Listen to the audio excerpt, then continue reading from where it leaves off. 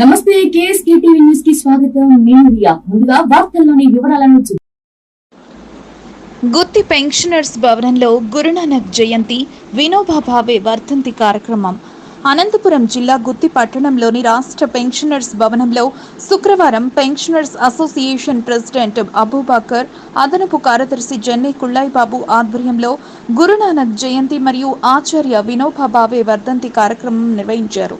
ముందుగా pensioners associate vice president Swarnamba, అదనపు కార్యదర్శి జెన్నీ కుళ్ళాయిబాబు గురునానక్, ఆచార్య వినోబా భావే చిత్రపటాలకు పూలమాలలు వేసి నివాళులర్పించారు.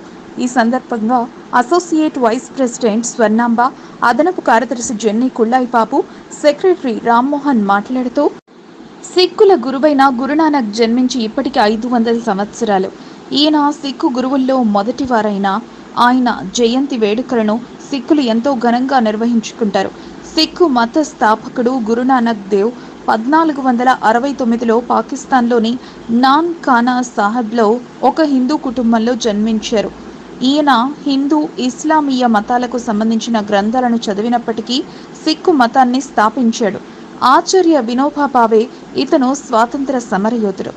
ఎవరి దగ్గర అయితే ఎక్కువగా భూములు ఉన్నాయో వారిని సంప్రదించి భూమి లేని పేదల పరిస్థితులను వివరించి స్వచ్ఛందంగా ఆ యజమానులే పేదలకు భూమిని దానం చేసే విధంగా భూదానోత్సవం అనే ఉద్యమాన్ని నడిపారు అని అదనపు